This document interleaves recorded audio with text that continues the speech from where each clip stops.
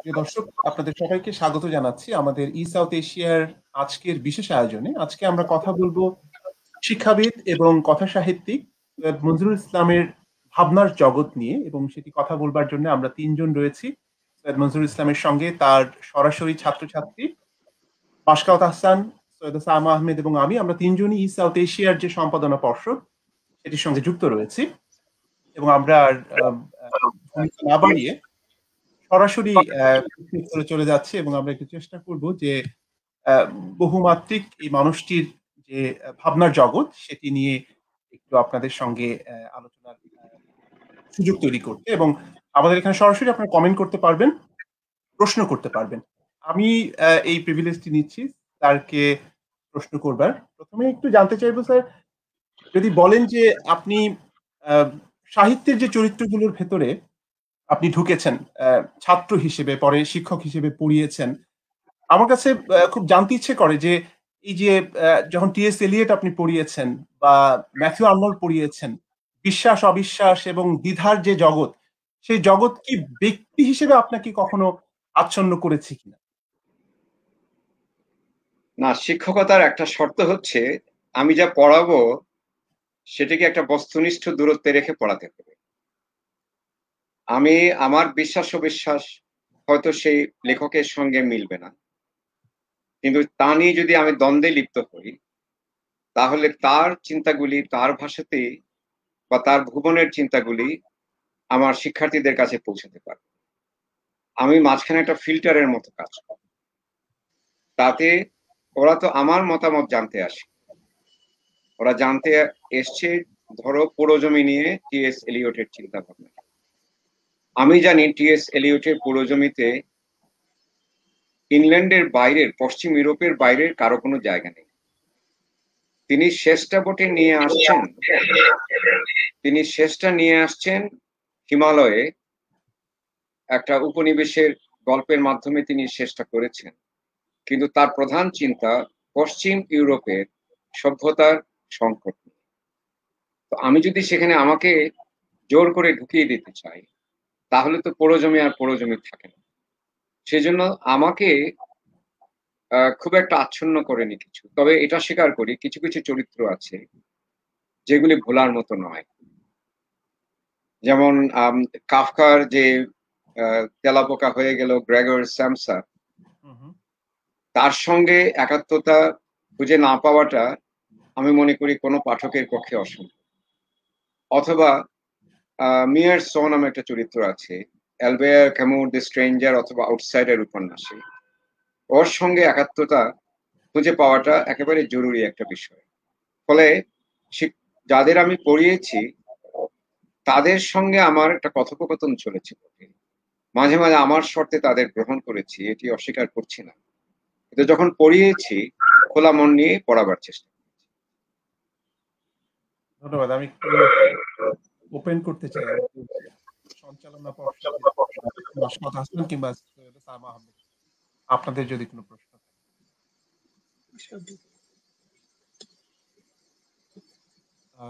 মাশকাওয়াত আহসান, অনুরোধ করব। স্যার, আমার একটা প্রশ্ন আছে যে স্যার, এই যে ক্রিস্টোফার মার্লোর যে ডক্টর ফস্টাস, এটা স্যার আপনি পড়াতেন আমাদের, এবং এই ক্লাসটা সকাল 8টার সময় কেন ছিল স্যার? এখানে আমার কোনো হাত ছিল না, কারণ অনেকদিন তো আমি একটু কনিষ্ঠ শিক্ষক ছিলাম। আমার যারা আরো সামনে অগ্রবর্তী যারা ছিলেন তাদের দাবিটা মেনে নেয়া, আর যারা একটু বেশি সংসারী ছিলেন তাদের 9টা 10টার দিকে ক্লাস দেয়া হতো। আর যাদের ধরা হতো যে তরুণ দম্পতি, দুজনেই চাকরি করছে, সকালে উঠে দৌড়াচ্ছে, ঠিক আছে 8টার সময় আমি ক্লাসটা নিতে পারি। এটা হলো প্রথম। দ্বিতীয় হচ্ছে কলাভবনে তখনো এবং এখনো 8টা থেকে 9টা 9:30 পর্যন্ত বেশ একটু নীরবতা থাকে, অর্থাৎ সেই জগতের শব্দগুলি ক্রমাগত হর্ন বাজিয়ে ঢুকতে থাকে না, ফলে একটু নিরবিচ্ছিন্ন শান্তিতে পড়ানো যায়।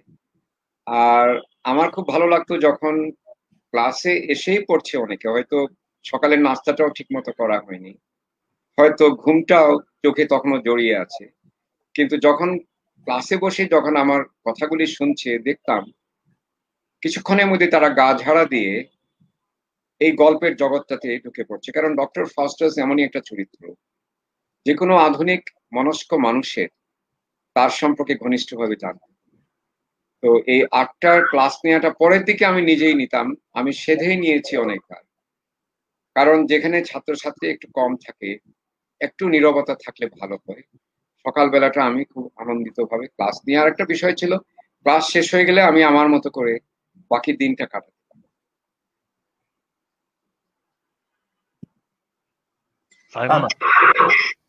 স্যার, আমার প্রশ্নটা একটু ভিন্ন।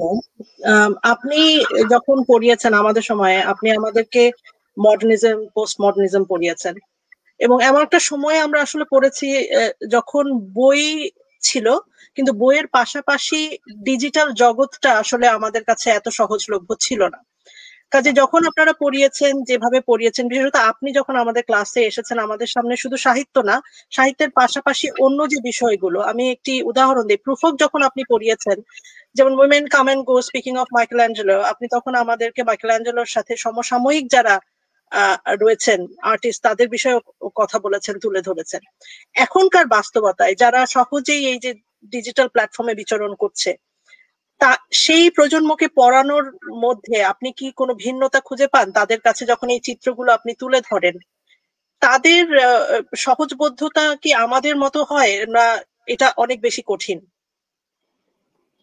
তাদের জগৎটা এখন অনেক ভিন্ন। তোমরা যখন এই মাত্র দৃশ্য মাধ্যমের সঙ্গে পরিচিত হচ্ছে, কম্পিউটার জগতের সঙ্গে তোমরা পরিচিত হচ্ছে, তোমাদের শিকড়টা ছিল লিখিত সাহিত্যের ভূমিতে বা মুদ্রিত শিল্পের ভিতরে।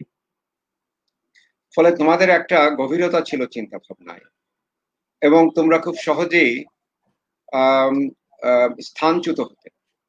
তোমরা বইগুলি পড়তে, ছাপা অক্ষরে যেটি বেরিয়েছে সেটি প্রধান বিবেচনা করেই পড়তে, কিন্তু পাশাপাশি দৃশ্য মাধ্যমের নতুন নতুন বিষয়গুলিও তোমরা জেনে নেওয়ার চেষ্টা করছো। ফলে তোমাদের দুটো জগতেই সমান এবং সুদক্ষ বিচরণ ছিল, সেটি আমি বলতে পারি। কারণ দৃশ্য মাধ্যম যখন আসে তোমরা যাচাই বাছাই করে নিয়েছো। আমার এখনো মনে আছে তোমরা দৃশ্য মাধ্যমের সবকিছুকেই সহজে গ্রহণ করো। আমার ক্লাসে আমি বিজ্ঞাপন নিয়ে কথা বলেছি, তোমাদের অনেকেই বিজ্ঞাপনের অতিরঞ্জন নিয়ে, অতিশক্তি নিয়ে, বিজ্ঞাপনের মোড়কে চমকের জগৎ সৃষ্টির বিষয়গুলো নিয়ে তোমরা একটা চিন্তা ভাবনা করেছো। কারণ তোমাদের কাছে এটা নতুন ছিল, ফলে তোমরা প্রশ্ন করেছো, প্রশ্ন করে জানার চেষ্টা করেছো। আর মুদ্রিত সাহিত্যের ভিতর তোমরা তো ডুবেই ছিলে, সেখানে গভীরতা আছে। কারণ যে ছবিটা কম্পিউটারের পর্দায় আসে অথবা টেলিভিশনের পর্দায় আসে বা সিনেমা হলের পর্দায়, সেটি খুব দ্রুত পরিবর্তন, যেটাকে বলি 24 MBPS। কিন্তু পাতা তো, বইয়ের পাতা তো তোমার হাতেই আছে, তার সঙ্গে তুমি কথা বলছো, ঘুমাচ্ছ, ঘুম থেকে উঠে আবার দেখছো। এই যে একটা অন্তরঙ্গতা বইয়ের সঙ্গে, সেটি তোমাকে অনেক বেশি, তোমাদের অনেক বেশি গভীরতা প্রয়াসী করেছে। এটি আমার একেবারে পরীক্ষিত একটা পর্যবেক্ষণ। এখন যেটা হচ্ছে, এখন তারা মুদ্রিত সাহিত্যের সঙ্গে দূরত্ব তৈরি হয়ে গেছে। তারা প্রয়োজনে সেখানে যাচ্ছে, আবেগ থেকে সেখানে যাচ্ছে না, বরঞ্চ আবেগ থেকে যাচ্ছে ওই কম্পিউটারের জগতে, যেটা এখন তাদের ফেসবুক বলো, সামাজিক যোগাযোগ মাধ্যম বলো, ওখানে তারা সবকিছু নিয়ে যায়। এমনকি আমি যেখানে যেখানে পড়াই, প্রাইভেট বিশ্ববিদ্যালয়গুলি, তারা সব ফেসবুকে একটা গ্রুপ করে, সেটি আমার কাছে খুব অবাক লাগে। ফেসবুকে গ্রুপ করে তারা সেখানে আলাপ আলোচনা করে, যাটুকু বলেছে আপলোড করেন, ডাউনলোড করেন, এগুলি আমাকে প্রায় শুনতে, এটা তোমাদের থেকে শুনতে। আমার মনে হয় এটা আমাদের দেশে শুধু না, পৃথিবীর সবখানে আমি দেখছি এক ধরনের লঘুত্ব তৈরি হয়েছে চিন্তার জগৎ। খুব চট জলদি একটা প্রতিক্রিয়া দেখানোর একটা ইচ্ছা তৈরি হয়েছে। তুমি দেখবে আগে তোমাদের বিতর্ক যখন হতো, বিতর্ক সকল ক্ষেত্রের জগতের, ছাত্র নেতারাও বিতর্ক করতেন, রাজনৈতিক নেতারাও করতেন, সমাজের যারা সুশীল সমাজগুলি যারাই বলি বিতর্ক, কিন্তু ভেবে চিনতে বিতর্ক। এটা এখন বিতর্ক ওই নি জার্কিং বলে না, হাঁটু ঝাড়া দিয়ে বিতর্ক, সময়টুকু মানুষ নেন, চমকের পৃথিবী এসে গেছে। ফলে এখনকার যারা শিক্ষার্থী, তাদেরকে ওইখানে আমি রেখে যখন তাদেরকে পড়াই, তাদের ভাষাগুলি তো আমাকে আয়ত্ত করতে, তো যেমন আমি এখন প্রেজেন্টেশনের দিকে বেশি মনোনিবেশ করছি। যেমন তোমাদের মাইকেল অ্যাঞ্জেলোর কথাটা বলতাম, তোমরা নিজেরা খুঁজে নিতে, সেটি আমার ভালো লাগতো। কিন্তু এখন মাইকেল অ্যাঞ্জেলোর উদাহরণ যদি দেই, তাকে আমি উপস্থাপন করব ওই ভিডিওগ্রাফির মাধ্যমে, অথবা তার ছবিগুলি আমি দেখাবো। তাতে দুটো জিনিস হয়। প্রথমত, তারা সংবাদটা পায়, তাতে তাদের আগ্রহটা হয়তো তৈরি হয়। এবং শিক্ষার্থীদের একটা বিষয় আছে, তোমাদের সময়ও দেখেছি, সকলে যে সমানভাবে আগ্রহ নিয়ে পড়াশোনা করছে তা না। অনেকে পরীক্ষা পাশের জন্য পড়ে, অনেকে চাকরি পাবে সেই চিন্তা নিয়ে, অনেকে জানার জন্য। সংখ্যাটা একটু বেশি ছিল, এখন হয়তো কমেছে, কিন্তু যাদের আছে তারা জানার চেষ্টা করে। ফলে ডিজিটাল বিশ্বকে তারা ব্যবহার করছে। কিন্তু সমস্যাটা হয়ে গেছে, ওই যে বললাম, এক ধরনের গভীরতা চলে যাওয়াটা বা একটা লঘুত্ব চলে আসা, এটি কিন্তু চলে আসছে। এর থেকে বেরোবার জন্য আমরা কি করতে পারি আমরা জানি না। আর শেষ কথাটা বলি, তোমাদের সময় আমরা যখন ছাত্র ছিলাম 3 বছরে আমাদের অনার্স কোর্সটা শেষ, 3 বছর পরে শেষ পরীক্ষা ছিল। এখন সেমেস্টার পদ্ধতি এসছে, এখন প্রতি 6 মাসে 2টো পরীক্ষা দিচ্ছে। তো পরীক্ষা প্রধান হওয়ার জন্য আমরা এখন পড়াই কিছু কিছু স্যাম্পলিং বই, কিছু কয়েকটা বিষয় পড়াই। যেমন শেক্সপিয়ার আগে ছিল শেক্সপিয়ার, যা আছে তাই পড়ো। এখন শেক্সপিয়ারের একটা বা দুটো না।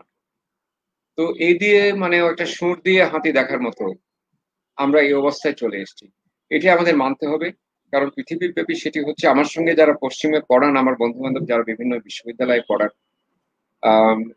মার্কিন অধ্যাপক, ব্রিটিশ অধ্যাপক, ওদের সঙ্গে আমার পরিচয় যারা আছে, তারা সবাই এই দুঃখবোধটা আছে যে যেটুকু দিতে চাই, গ্রহণ করার জন্য তারা প্রস্তুত, কিন্তু মাধ্যমটা সেই সুযোগটা তৈরি করছে না। মাধ্যমটাই হচ্ছে ওপর চালাকির মাধ্যম, অল্পতেই সন্তুষ্ট হওয়ার মাধ্যম। মাসওয়াত তো বহুদিন মিডিয়াতে কাজ করেছে, বুলবুল করছে, তোমরা সবাই মোটামুটি মিডিয়ার জগৎটাকে জানো। মিডিয়ার জগতে কত চালাকি দেয়, কত চালাকি চলে যায়। অথচ আমরা যখন পড়তাম, পত্রিকার জগৎ ছিল, চালাকির কোনো জায়গা ছিল। এখন কোনটা সত্য খবর আর কোনটা মিথ্যা খবর, ফেক নিউজ কোনটা, আর ফেক নিউজের ধ্বনি তুলে তুলে প্রকৃত সংবাদগুলোকেও ফেক নিউজে ফেলে দেওয়া হচ্ছে, মানুষের মধ্যে বিভ্রান্তি তৈরি হচ্ছে। এটি থেকে মুক্ত কেউ হতে পারছে না। এটি আমার শিক্ষক হিসেবে মনে করি একটা বড় চ্যালেঞ্জ আমার সামনে, ছেলে মেয়েকে বোঝানো যে আসলে জ্ঞানের রাস্তাটা কোনটা এবং জ্ঞানটা কিভাবে নেওয়া যায়। তথ্য তো আছে, আমি তো জানি যে তোমরা তোমাদের কথাটা বলেছি কিনা, যে একজন একজন একজন মানুষ যেটা করতে পারেন, সাধারণ একজন শিক্ষক, তিনি তোমাকে তথ্য দিলেন, উনি তার দায়িত্ব করে চলে গেলেন, তুমি তাকে মনে রাখলে না, কারণ তথ্য যিনি যোগান দিচ্ছেন তাকে মনে রাখার দরকার।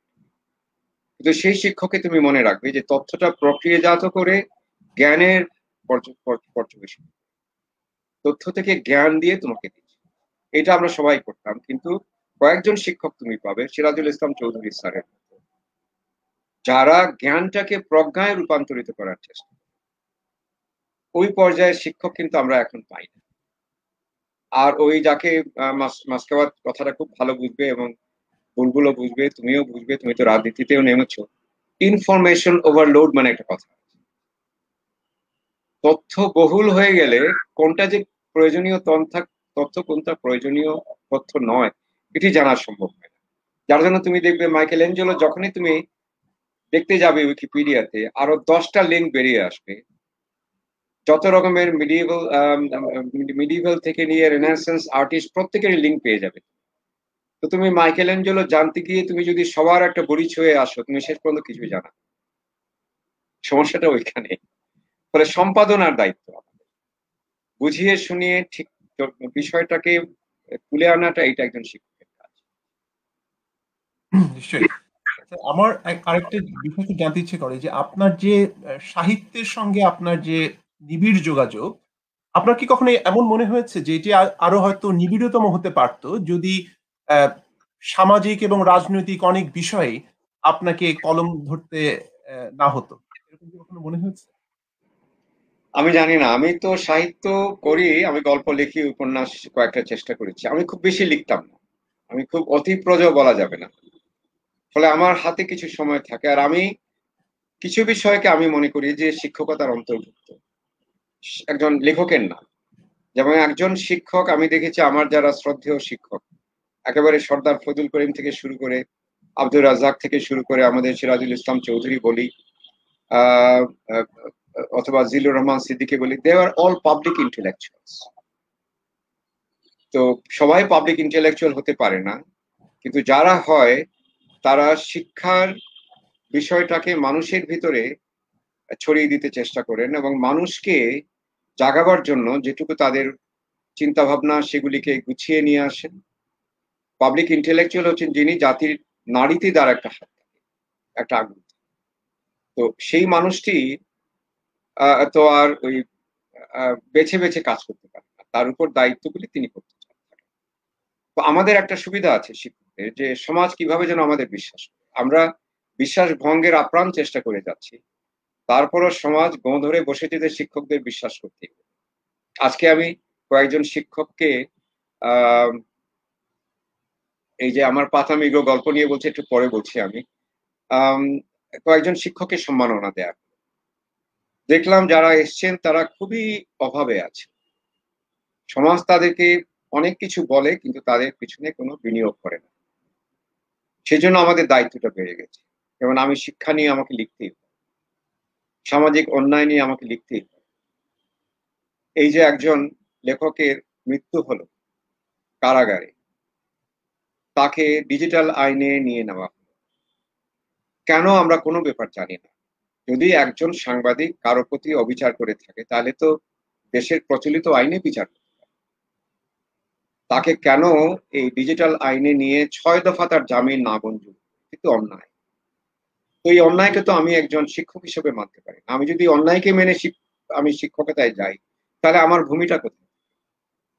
সেজন্য বুলবুল আমাকে অনেক কাজ করতে হয়, যেগুলি আমি না করলে হয়তো আমার অবসরটা বাড়তো, কিন্তু অবসর বাড়া মানে যে আমার লেখালেখিতে যেত তা কিন্তু, হয়তো অন্য কাজে আমার ব্যয় হতো। কিন্তু এখন যদি একজন ভাবে যে এই কাজগুলি করে আমি কিছু না কিছু মানুষের সঙ্গে কথাবার্তাটা একটু বিস্তৃত করতে পেরেছি, তাহলে সেটা লাভের পাল্লাতেই পরে, ক্ষতির পাল্লায় যায় না।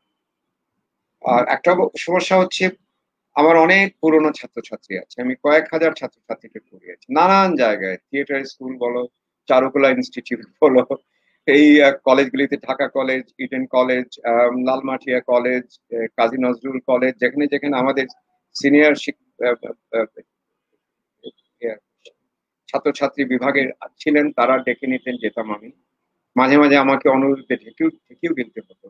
তো এত ছাত্রছাত্রী থাকায় হয়তো তারা একটা বই লিখছে, একটা বইয়ের ভূমিকা আছে, আমি পছন্দ হয় না খুব, কিন্তু আমি লিখি, কি করব? কারণ না লিখে যে তার মনটা ভাঙা, আমার মনে হয় যে না, আমার কি আর হবে, হয়তো 1 ঘন্টা 2 ঘন্টা 3 ঘন্টা সময় যাবে, ঠিক আছে। তো এই করতে করতে অনেক কাজের পাল্লাটা ভারী হয়ে যায়। কবে সেই পাল্লাটা খালি করতে পারবো আমি জানি না, তবে পাল্লা হওয়ার একটা সুযোগ আছে। পাল্লা তো একটা ভার পর্যন্ত বহন করতে পারে, সেই বহন করার পর্যায়ে বোধহয় আমি চলে আসছি। এরপর আর কোনো কিছু গ্রহণ করাটা আমার পক্ষে সম্ভব হবে না। তখন মানুষ বুঝবে যে না, তার পাল্লা ভারী হয়ে গেছে, এখন তাকে একটু রেহাই দেওয়াটা উচিত। আপনি আপনি ইংরেজি সাহিত্যের শিক্ষক হওয়া সত্ত্বেও আরেকটি জায়গায় স্যার নিয়মিত সময় দিয়েছেন, সেটা হচ্ছে বিতর্কের ক্ষেত্র। আপনি ঢাকা বিশ্ববিদ্যালয়ের ডিবেটিং সোসাইটি ডিইউডিএস সেটার মডারেটর হিসেবে দায়িত্ব পালন করেছেন, এবং বলা যায় যে বিতার্কিক হিসেবে আমরা আপনার কাছ থেকে একটা নিবিড় পরিচর্যা পেয়েছি। মানে সাহিত্য তো পড়া আমাদের 2 সুযোগই হয়েছে, একদিকে সাহিত্য পড়েছি আপনার কাছ থেকে, আর একদিকে বিতর্ক শেখার, এবং আপনি মডারেটর ছিলেন। তো আপনি এই বিতর্ক শিল্পটাকে এবং এর এর এর চর্চার রূপান্তরটাকে কিভাবে পর্যবেক্ষণ করেছেন স্যার? আপনার সামনেই তো এটা গড়ে উঠলো, আমরাই তো আপনার হাত ধরে। আমার সামনে যে তিনজনই তোমরা বিতার্কিক ছিলে, এটা অস্বীকার করার তো কোনো কারণ নেই, এবং খুব ভালো বিতার্কিক ছিল। তোমাদের একটা গোল্ড স্ট্যান্ডার্ড বলে একটা কথা আছে না, তোমরা তিনজনই এক ধরনের গোল্ড স্ট্যান্ডার্ড রেখে এসছো ঢাকা বিশ্ববিদ্যালয়ে, এখনো তোমাদের কথা মানুষজন বলে। গোল্ড স্ট্যান্ডার্ড বলার আরো ছিল এখানে। তখন বিতর্কের, আমি এই জন্য বললাম বিতর্কটা তখন খুব জমতো, কারণটা হচ্ছে আমি তখন তরুণ ছিল, আমার বয়স, তাই তো। আমি যখন বিতর্কের, যাকে বলে মডারেটর, এখন আমরা বলছি সঞ্চালক অথবা কিছু একটা নাম দিয়েছি, তখন বিতর্ক খুব বেশি ছেলে মেয়ে করতো, তো যারা করতো বিতর্কটাকে ভালোবেসে করতো। দ্বিতীয়, বিতর্কের নিয়মগুলি তারা জানতো, শুধু তা না, কিন্তু নিয়মের পাশাপাশি বিতর্ক কেন এবং কি কারণে হয়, বিতর্কের জন্য কি কি প্রস্তুতি থাকার প্রয়োজন, বিতর্কের ক্ষেত্রগুলি কি, সব তারা জানত। এমন একটা বিশ্বাস ছিল অনেকের যে আমি বিতর্ক শিখে রাজনীতিতে যাব, রাজনীতি বিতর্কের জায়গা। অনেকের ধারণা ছিল বিতর্ক শিখে আমি শিক্ষকতায় যাব, শিক্ষকতাটা বিতর্কের জায়গা। বা বিতর্ক শিখে আমি কর্পোরেট পৃথিবীতে নাম লিখাবো, সেখানেও একটা বিতর্ক চলে, নিজস্ব ভাষায় একটা বিতর্ক চলে। তো দেখা যাচ্ছে 90-এর দশক থেকে আমাদের বিতর্কের জায়গাগুলি ক্রমশ সংকুচিত। খুব অদ্ভুত বিষয় যে গণতন্ত্র আসার আগে আমাদের স্বৈরতন্ত্র ছিল 80-র দশক। তখন যত রকমের বিতর্ক আমরা করেছি এবং বিতর্ক করে আমাদের পথগুলি সন্ধান করেছি। যেরকম 60-এর দশকে যখন পাকিস্তানি উপনিবেশের শেষ দশক চলছে, তখন একজন লৌহ মানবের লৌহ শাসন চলছে, চারদিক সংকুচিত হচ্ছে চিন্তা ভাবনার জগৎগুলি। কিন্তু এই বাঙালির একটা সুবিধা আছে, যখনই চেপে বসে তখনই বেরিয়ে আসার চেষ্টা করে। তো তখন বিতর্ক, শিক্ষানীতি নিয়ে বিতর্ক হয়েছে, 6 দফা নিয়ে বিতর্ক হয়েছে, তারপর প্রত্যেকটা বিষয় নিয়ে আমরা বিতর্ক করতে করতে এগিয়ে গিয়েছি। 80-র দশকে 90 গণতন্ত্র যেই এলো আমাদের দেশে, বেশ বিতর্ক বন্ধ হয়ে গেল, তর্ক শুরু হয়ে গেল। তর্ক থেকে এখন কুতর্কে গড়িয়েছে, সমস্যাটা ওইখানে। কিন্তু তোমরা যখন বিতর্ক করতে, খেয়াল করে দেখো বিতর্কের একটা পরিশীলিত চর্চা ছিল। কারণ আমি বিশ্বাস করি বিতর্ক একসঙ্গে অনেকগুলি কাজ করে, একটা চিন্তা শক্তির সূক্ষ্মতা জায়গায়, এবং যুক্তি তর্ক দিয়ে একটা সমস্যার সমাধানে পৌঁছানোর একটা উদ্যোগ দেখা যায়, এটা খুব গুরুত্বপূর্ণ। আবেগ দিয়ে সব সমাধান হয় না, সব সমস্যার সমাধান, কিছু সমস্যার সমাধান আবেগ দিয়ে হয়, তো বেশিরভাগ সমাধানটা বুদ্ধি দিয়ে। তৃতীয় হচ্ছে বিতর্কের মাধ্যমে প্রস্তুতি থাকে, একটা মানসিক প্রস্তুতি, একেবারে ছুরির ফলার মতো ধার একটা অবস্থানে নিজেকে নিয়ে প্রস্তুত থাকা। চতুর্থ হচ্ছে একটা আত্মবিশ্বাস জাগে, যখন আমার ভাষায় আমি আমার কথাগুলি গুছিয়ে আমার চিন্তাগুলিকে প্রকাশ করতে পারি, দুর্বল চিন্তার বিরুদ্ধে আমার চিন্তাকে প্রতিষ্ঠা করতে পারি, আমার আত্মবিশ্বাস জন্মে। আত্মবিশ্বাসটা আবার এইভাবেও জন্মায় যে আমার থেকে যে বেশি যুক্তি নিয়ে কথা বলবে তার যুক্তিগুলি আমি মেনে নিব, এটাও আত্মবিশ্বাসের একটা জায়গা। আর 5 নম্বর হচ্ছে ভাষার একটা পরিশুদ্ধতা। প্রত্যেক ভাষার ভিতরে মাসকাবাত একটা গান আছে, প্রত্যেক ভাষার ভিতরে একটা গান আছে। আমি একবার এক তেহরান গিয়ে রুমির আবৃত্তি শুনেছি, এবং তিনি যেভাবে আবৃত্তিটা করছিলেন মনে হচ্ছিল গান গাইছেন। আমি 2-3 অধ্যাপকের সঙ্গে আমার পরিচয় হলো, তারা ফার্সি ভাষাটা এমন ভাবে বলছেন আমার মনে হচ্ছে তারা গান বাজাচ্ছে।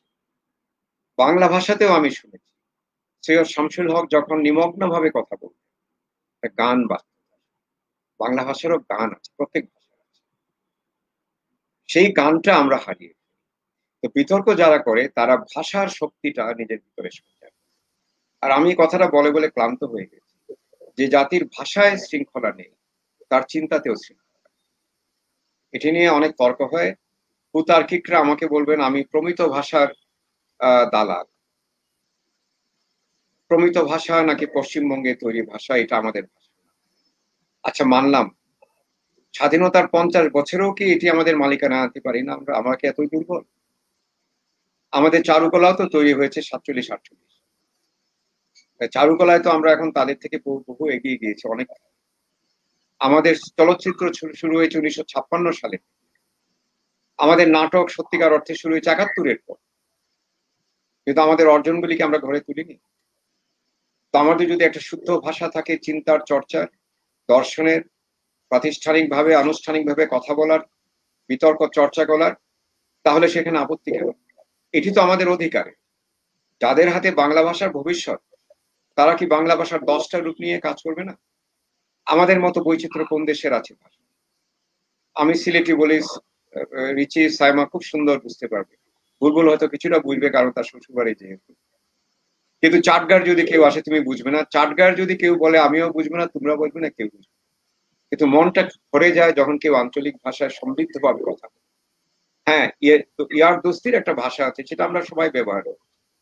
কিন্তু খেস্তি খেউর দিয়ে যদি আমি সাহিত্য করতে চাই, আইতাসি খাইতাসি যদি বিতর্ক হয়, তুমি 10 মিনিট বসে শুনতে পারবে?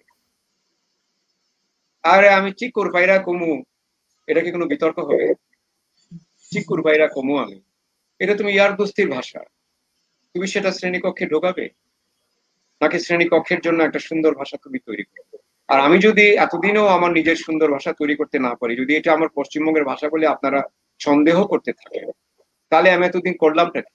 50 বছর হলো আমাদের স্বাধীনতা, আমাদের কি সেই শক্তি নেই ভাষার? এই ভাষার দিকে তো পশ্চিমবঙ্গ তাকিয়ে আছে। আমি যখন পশ্চিমবঙ্গে যাই, আমি যখন কথাগুলি বলি, তারা তো মন দিয়ে শুনে, তারা সবই বুঝে বলে, কিন্তু আপনারা খুব দ্রুত কথা বলেন। আমরা হ্যাঁ, কারণ জাতি হিসেবে আমাদের সময় তো নষ্ট করার নেই, সেই জন্য আমরা দ্রুত বলি। তারাও সেটা মেনে নেয়, কিন্তু খুব আনন্দ পায়।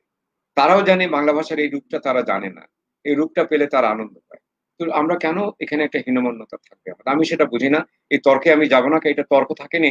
তুমি যেটা বলছিলে বিতর্কের, বিতর্ক থাকেনি, এটা কুতর্ক হয়ে গেছে। যে আমি কুতর্কে আমি কখনো জড়াতে চাই না। খেয়াল করে দেখবে আমি কোনো কুতর্কে আমি নাম লিখি না। আমি ইস্তফা দিই, বলি আমাকে মাফ করবেন, আপনারা সমস্ত জিতে নেন, আপনারা ফার্স্ট সেকেন্ড হয়ে যান, আমি থার্ডও না, আমি ডিসকোয়ালিফাইড হয়ে আমি চলে গেলাম, কিন্তু আপনারা কুতর্কে আমাকে জড়াবেন। আমি আমার কথাগুলি তোমাকে শুধু বললাম কেন বিতর্ক, আর এখন কেন বিতর্ক সেভাবে হতে পারছে না, কারণ ভাষার শক্তিটা আমরা হারাই। স্যার কারণ তোমরা যখন, আমি শেষ করি সাইমা, শোনা এটা গুরুত্বপূর্ণ, তোমরা যখন বিতর্ক করতে, তোমাদের শ্রোতারা সবাই সেই ভাষায় উত্তর দিতে পারে, ফলে তোমাদেরও একটা বিশাল একটা দর্শক শ্রোতা শ্রেণী ছিল। এখন যারা বিতর্ক করছে তারা জানে সামনে যারা বসে আছে তারা অনেকেই এই ভাষাটা বুঝবে না, এই ভাষার ছন্দটা তারা জানে না, তারা আইতাসি খাইতাসি জমানার মানুষ, ফলে তাদের অনেক কষ্ট করে বিতর্ক করতে, সেজন্য তাদের মানে কিছু ঘাটতি দেখা দিচ্ছে, এটা কিছু করার নেই আমাদের। তো এই আমার মোটামুটি বিতর্ক নিয়ে ভাবনা। ধন্যবাদ স্যার। আপনার ভাবনার জগৎ নিয়ে যেহেতু আমরা কথা বলছি, আমার জানার খুব ইচ্ছা যে আমরা বিভিন্ন সময় শুনি যে এই যারা বিজ্ঞজন রয়েছেন বা যারা জ্ঞান নিয়ে কাজ করেন, তাদের সাধারণত স্কুল অফ থট, বিভিন্ন রকমের স্কুল অফ থটের কথা শোনা যায়। আমাদের দেশের বাস্তবতা, এবং আমি যদি বলি সৈয়দ মনজুরুল ইসলাম আসলে কোন স্কুল অফ থট বিলং করেন, এবং কোন স্কুল অফ থট তাকে অনুপ্রাণিত করে, বা তার ভাবনার জগতের উপপাদ্যগুলো কি? সাইমা, আমাকে, হ্যাঁ এখন ঠিক আছে। আমাদের দেশে, বিশেষ করে বাংলাদেশে, আমরা তেমন কোনো স্কুল অফ থট তৈরি আমাদের দেশ তৈরি হয়নি। মানে আমাদের তো 1921 সাল থেকে উচ্চশিক্ষা শুরু হলো সত্যিকার অর্থে, তার আগে কলেজে হতো, কিন্তু কলেজের উচ্চশিক্ষা অনেকটা ওই পরীক্ষা পাশ করার জন্য হতো। সেখানে খুব যে গবেষণা হতো, খুব যে চিন্তা ভাবনা হতো তা কিন্তু। বিশেষ করে গবেষণার জন্য, নতুন জ্ঞান এবং চিন্তা উপহার দেওয়ার জন্য বিশ্ববিদ্যালয় হচ্ছে সবচেয়ে বড় জায়গা। তো সেটার ইতিহাসটা আমাদের খুব বড় না, 100 বছর।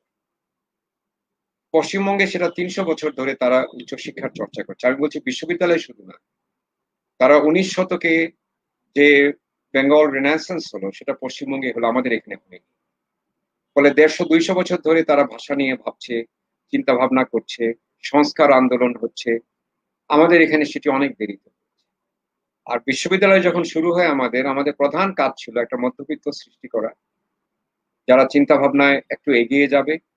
তারপর পাকিস্তান আন্দোলন চলে এলো, পাকিস্তানের উপনিবেশের নিচে পড়ে আমরা সংগ্রামে নেমে গেলাম। প্রথমে তো ভাষার মুক্তি, তারপর আমাদের অর্থনৈতিক মুক্তি, সাংস্কৃতিক মুক্তি করতে করতে খুব সুস্থিরতা না থাকলে এক ধরনের ধরো দার্শনিক চিন্তাগুলি খুব গণবদ্ধ হতে পারে।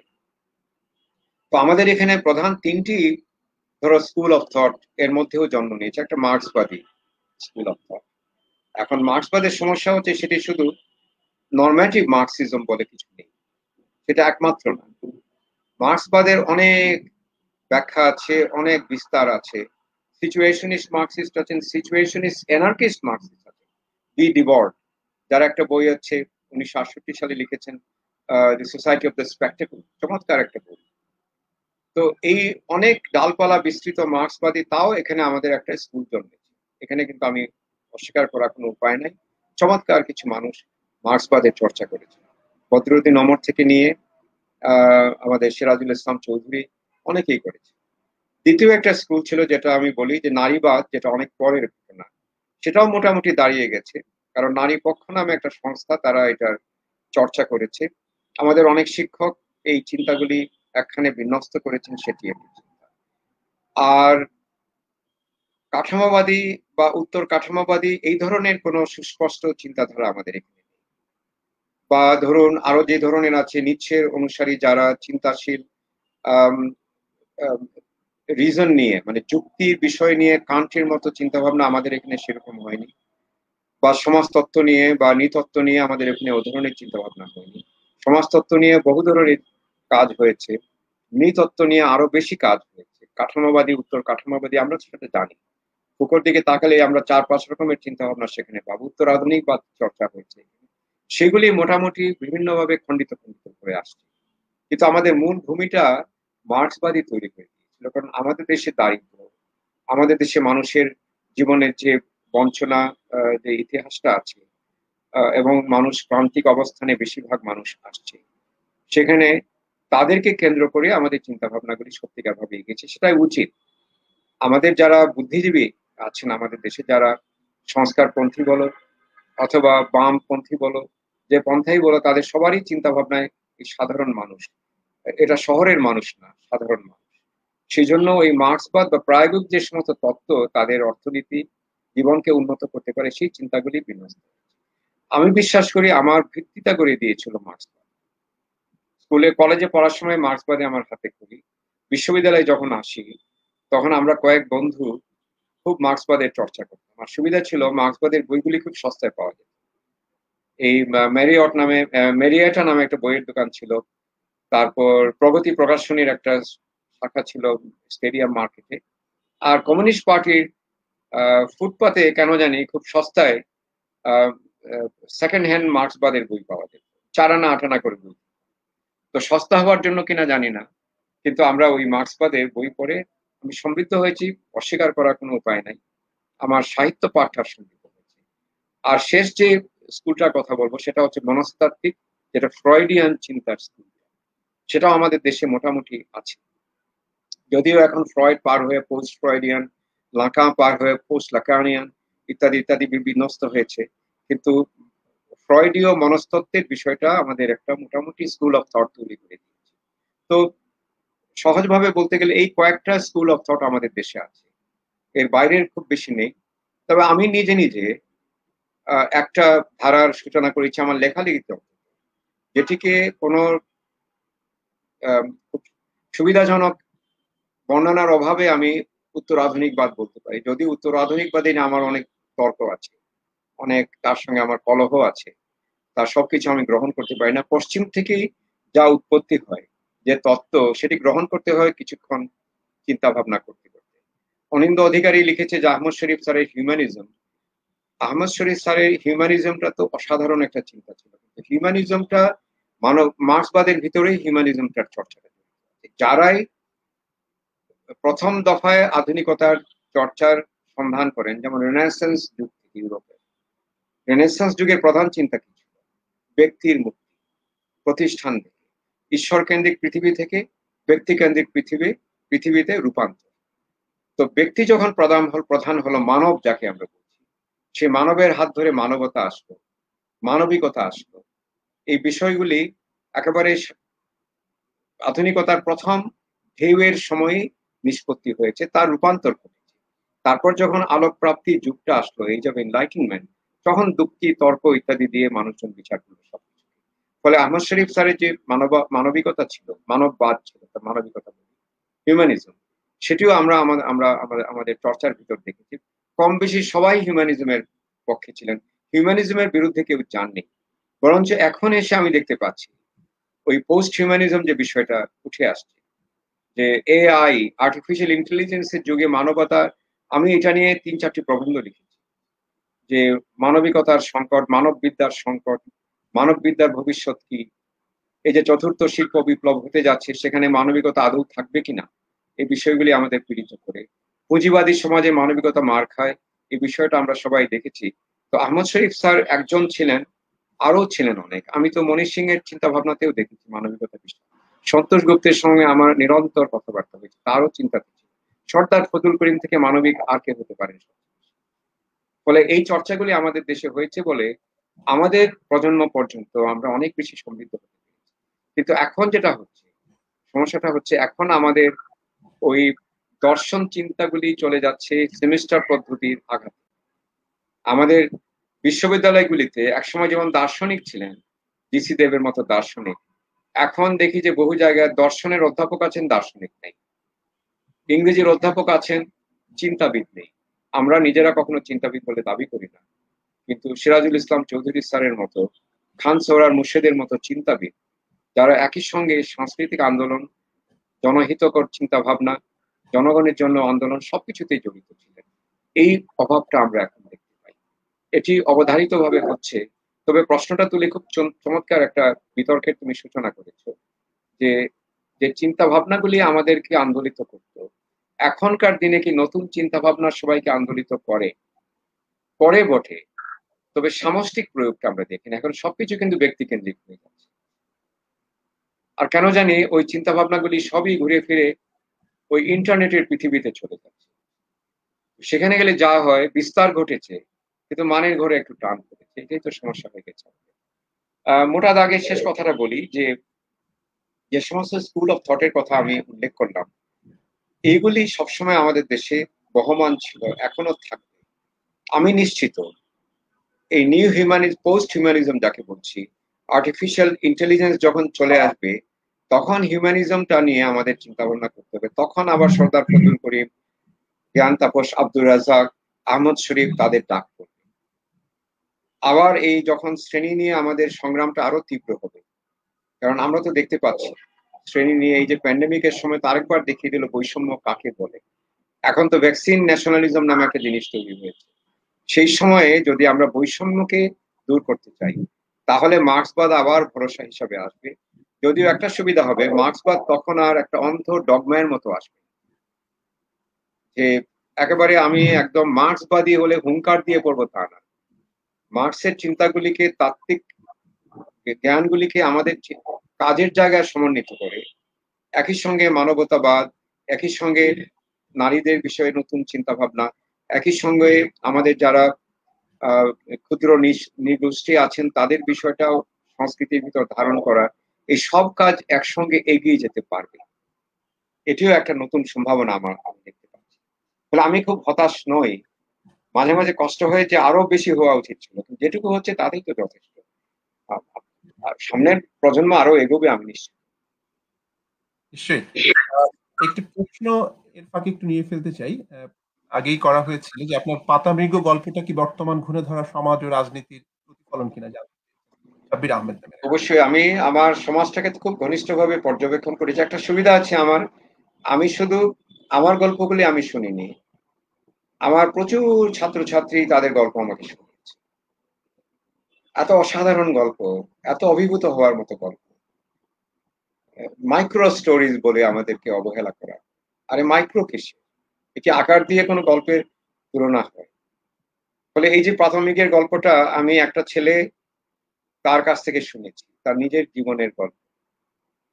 তো যে গল্পটা আমি লিখলাম সেটা তার সম্ভাবনার গল্পটা সে বলছিল, স্যার একদিন কিন্তু আমি আমার শক্তিটা স্যার দেখাবো, আমি এখনো অপেক্ষা করছি ইত্যাদি বলেছে। আমি আর তার দেখাবার জন্য না বসে থেকে দেখিয়ে ফেলার চেষ্টা করি। তো এটাও এক ধরনের, হ্যাঁ, বিচ্যুতি বলা যায়, আমাদের সমাজের অবক্ষয় তো অবশ্যই বলতে পারি। আর আমাদের রাজনীতি তো, ওই যে আনিসুজ্জামান স্যার খুব সুন্দর একটা কথা বলছেন, আমাদের রাজনীতিতে এখন পলিটিক্স ঢুকে গেছে। কথাটা খুব মূল্যবান। আমাদের রাজনীতিতে পলিটিক্স ঢুকে গেছে।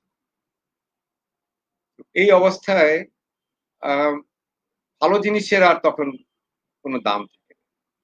দেখলাম যে যত দুর্বৃত্ত সমাজে, যার যত টাকা মাখা পথে আসে, সেই তার বিশেষ কোনো, সে তার ক্ষমতা দেখিয়ে সবকিছু জয় করে নিতে পারছে। তবে আমি আজকে একটা লেখা লিখেছি 1 তারিখে প্রথম আলোতে ছাপার জন্য। আমি লিখেছি আমাদের বিস্তার ঘটেছে সব ক্ষেত্রে, আমাদের শিক্ষায় বিস্তার, আমাদের অর্থনীতিতে বিস্তারটা ঘটেছে। মান যদি আমরা না বাড়াই, বিস্তার একটা পাথরের দেয়ালে গিয়ে ঠিক। তো বিস্তার কিভাবে করা যায়? নতুন বিকল্প খুঁজতে হবে যেখানে মান। যেমন আমি একটা উপমা দিয়েছি যে টাইপরাইটার তো একসময় খুব জরুরি ছিল, তাই না? আমি একটা টাইপরাইটার ছিল বলে মানুষজন আমাকে একেবারে মানে হিংসার চোখে দেখতো, যে ছোট টাইপরাইটার ভাঁজ করে নেওয়া যায়, সেই টাইপরাইটার কি ব্যবহার করে এখন? তার মানে পুরনো যেটা হয়েছে সেটা পরিত্যাগ করাটাই। তো আমাদের রাজনীতিতে প্রাচীন পন্থা আঁকড়ে থেকে পারবো না, টাইপরাইটার দিয়ে বেশি দিন চলবে না। খুব দ্রুত একটা সময় আসবে যখন পরিবর্তনটা অবশ্যম্ভাবী হয়ে যাবে। তার আগেই আমরা বিকল্প খুঁজে কম্পিউটারের জগতে পাটা রাখি না। একসময় তো গ্রামোফোন রেকর্ডে আমরা শুনতাম গান, ওই অনেকক্ষণ ধরে পাম্প করে তারপরে পিন দিয়ে, তোমাদের জানো না এগুলি, তোমাদেরও জন্মের আগে একটা রেকর্ডে পিন লাগানো হতো, পিনটা আবার মাঝে মাঝে ফেঁসে যেত, সেখানে একই লাইন ঘুরে ঘুরে বেড়াচ্ছে। এই জন্য ব্রোকেন ডাউন গ্রামোফোন রেকর্ড অনেকে জানে না এই তুলনাটা থেকে এসছে। এখন যদি আমি বলি যে আমি গ্রামোফোন রেকর্ডে গান শুনবো, তুমি বিশাল একটা হাসি দিবে। আমি তো এখন ইউটিউবে যখন যাই, আমি যে সমস্ত গান শোনার জন্য ব্যগ্র থাকতাম, হারিয়ে গেছে ভেবে সব আমার হাতে কাছে চলে আসে। আর অ্যালগোরিদম একটা জিনিস এসে গেছে না, কম্পিউটারের অ্যালগোরিদম, যেই তুমি দেখলো তুমি পুরোনো গান খুঁজছো, তারপর যখন খুলবে সব পুরোনো গান তোমার কাছে চলে আসে। এই অ্যালগোরিদমটা ভয়ানক জিনিস। এখন অ্যালগোরিদম রাজনীতিতেও চলে আসছে। তো যদি আমরা অ্যালগোরিদমকেই নিয়ে আসি, তাহলে আমাদের তো রাজনীতিতেও অ্যালগোরিদমের মতন সমাবেশ করা উচিত। তরুণরা চাচ্ছে অ্যালগোরিদমের মতো, যে আপনি যখন বিকল্প খুঁজছেন আমি 50টা বিকল্প দিচ্ছি, তো সেগুলি খুঁজেন, তাহলে তো আপনিও বাঁচবেন, আমিও বাঁচবো, ভবিষ্যৎটাও বাঁচবে। তা না করে পুরনো পন্থা ধরে বসে কতদিন বসে থাকবো? আমি যদি ফুটবল খেলি সেই পুরনো পন্থার মতো, আমাদের সিলেটে একজন কোচ ছিলেন, আমাদের ক্রিকেটও শেখাতেন, ফুটবলও শেখাতেন। ক্রিকেট শেখাতেন মারলে বাড়ি বাউন্ডারি, টেকনিক ফেকনিক বলে কিছু নাই, তেড়ে মার, যদি আউট হস হবে, আর নাহলে 6 হয়ে যাবে, যে কোনো টেকনিক হবে। এইভাবে খেলতে গেলে আমি 6 বল আউট। এখন তো পরিবর্তনের সময়, তো আমি যদি সেটা বুঝতে পারি, তো বাকিরা বুঝতে পারবে না কেন? কারণ আমার সুবিধা আছে, আমি তো ওই ভেজাল কনস্টিটিউয়েন্সের কাছে যাই না। আমার কনস্টিটিউয়েন্স যারা, তারা খাঁটি তরুণরা, তাদের সঙ্গে নিত্য আমার আলাপ হয়। একজন আমাকে জিজ্ঞেস করেন, আপনি কি এত আশাবাদী হন কি করে? মানে ভাই, আমি সমস্ত জীবন কাটিয়ে দিলাম 18 থেকে 24-25 বছর ছেলে মেয়ের সঙ্গে। তো ওদের বয়স যদি আমি একটু না জানি, তাহলে আমি কতদিন বাঁচবো? আমি তো সেকেলে হয়ে যাবো, আমি তো সেই গ্রামোফোন রেকর্ড হয়ে যাবো।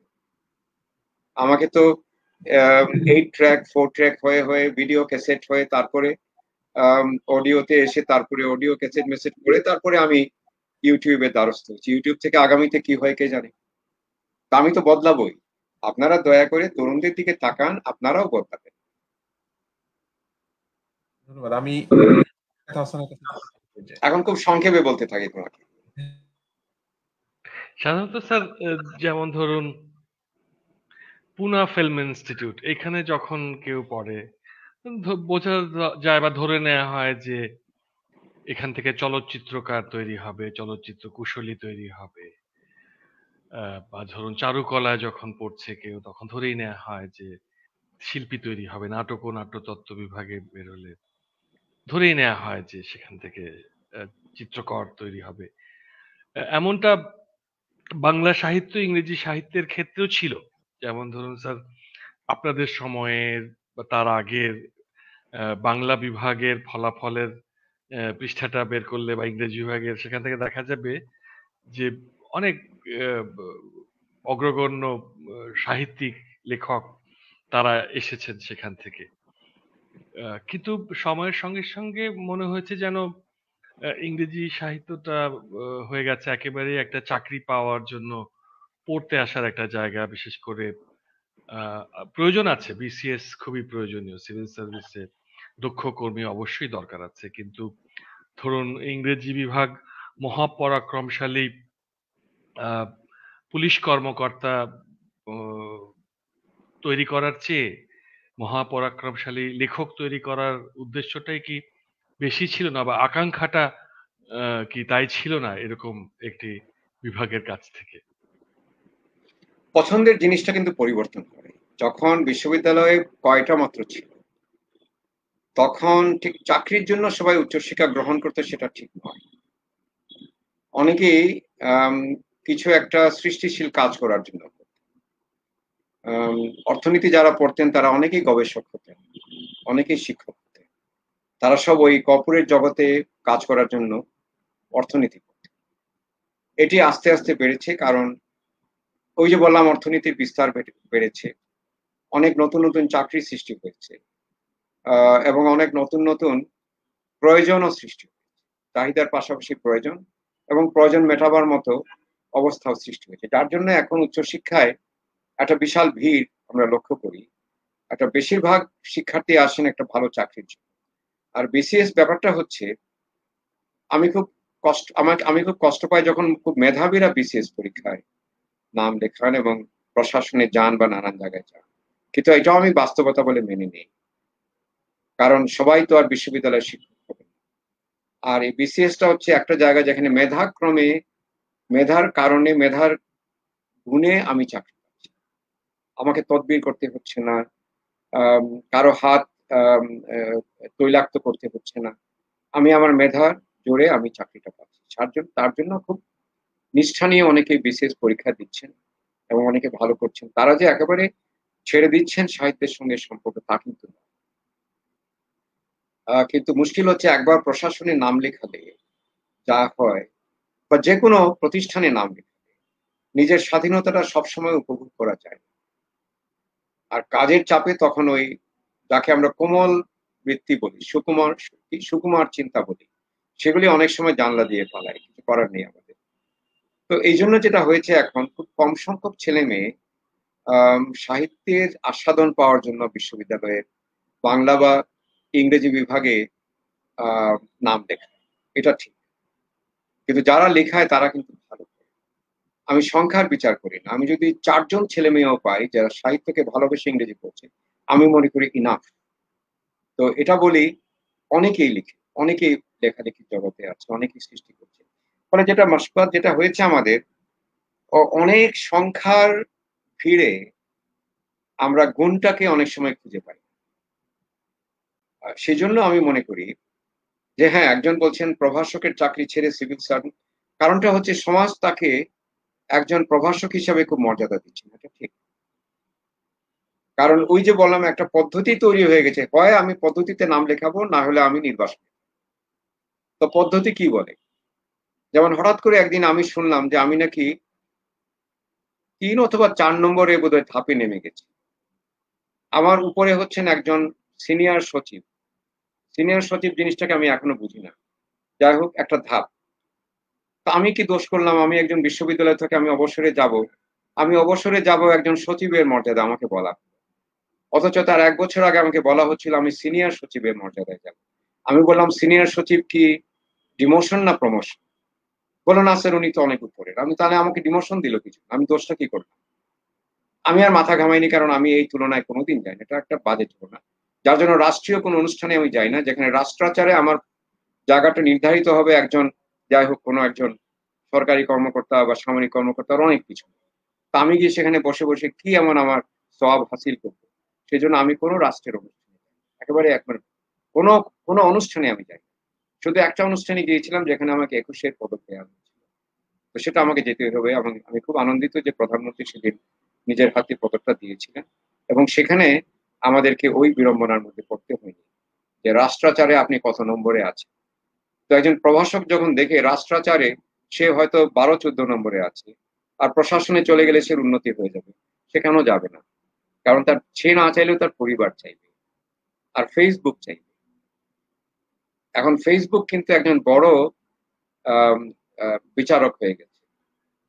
আমি তাদের মোটেও দোষ দিই না। আমি আমার ছেলে মেয়ে যারা প্রশাসনে যায়, তাদের সঙ্গে আমার সবসময় একটা সম্পর্ক থাকে।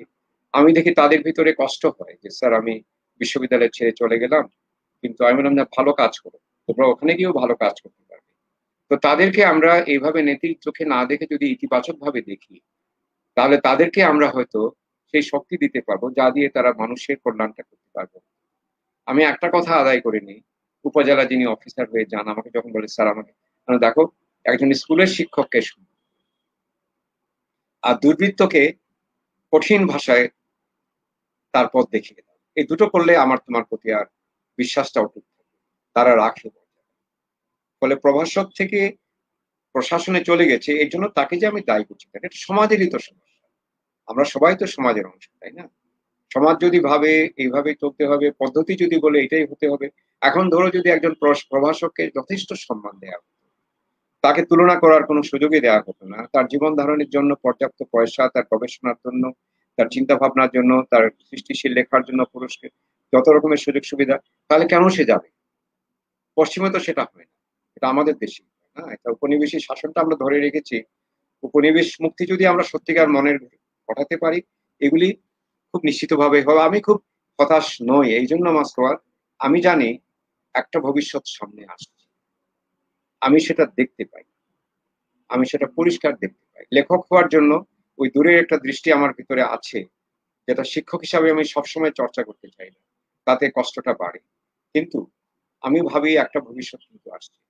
এই সামিরার মেয়েটি সেই ভবিষ্যৎটা সহজভাবে গ্রহণ করে সেখানেই অবগাহন করবে। আমার যে দৌহিত্র আছে, আমার নাতিটা আছে, সেই ভবিষ্যৎটা সুন্দরভাবে তার হাতে নিয়ে থাকবে, এটি আমি পরিষ্কার দেখতে পাচ্ছি। কাজে আমার হতাশ হওয়ার কিছু নেই।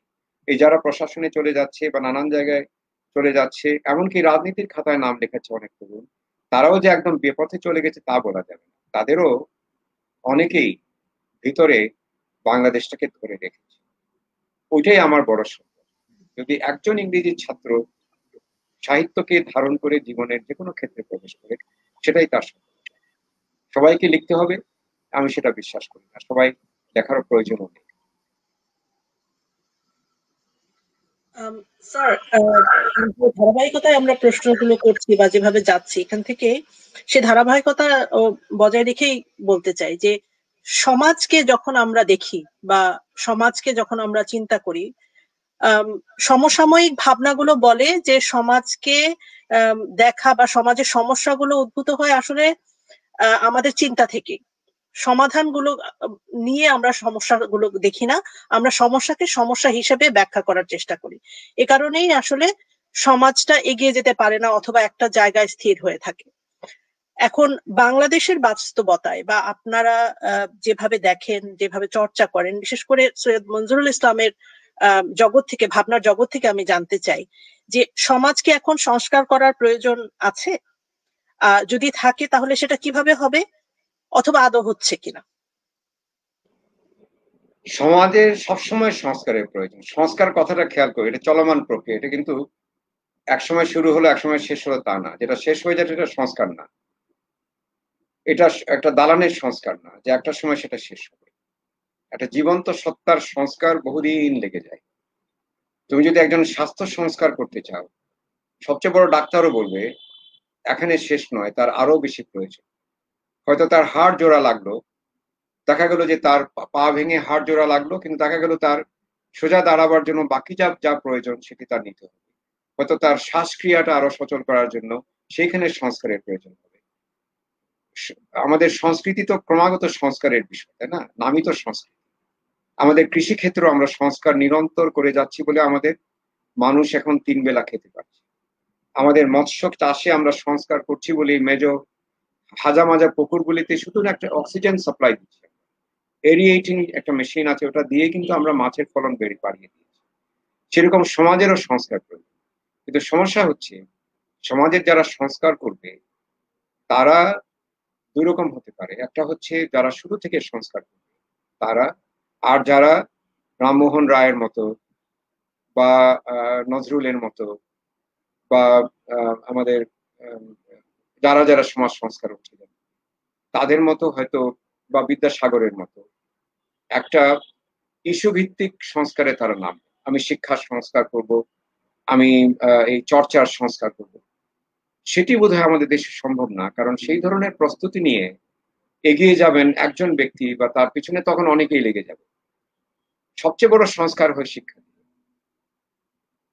শিক্ষাটাই পারে সবচেয়ে বড় সংস্কার। আমি একটা উদাহরণ তোমাকে দিই।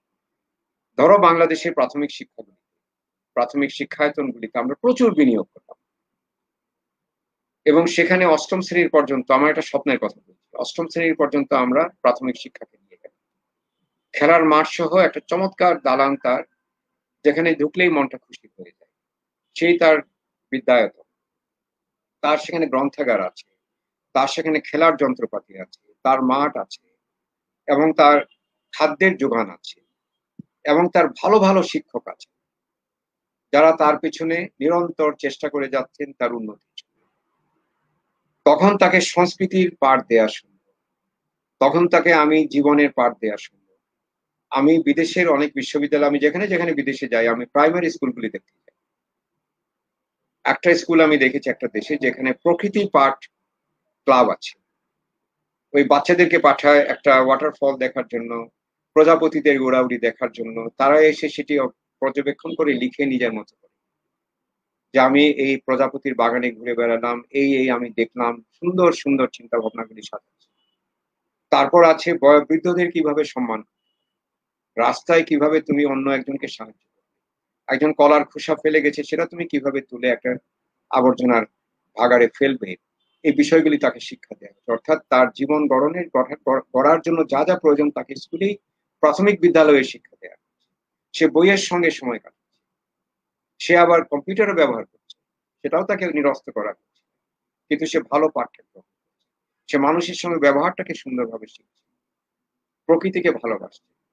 এই মানুষের তো সংস্কার প্রয়োজন, সেই তো একটা সংস্কারের প্রতীক হিসাবে চলমান ভাবে তার জীবনটাকে গড়ে তুলবে। এবং এইভাবে যদি আমি প্রত্যেকটা সন্তানকে তৈরি করতে পারি, সমাজের সংস্কার কাকে বলে আমরা পৃথিবীকে দেখিয়ে দিতে পারি। আমি সেই সংস্কারে বিশ্বাস করি, আমি একজন ব্যক্তির সংস্কারে আমি বিশ্বাস করি।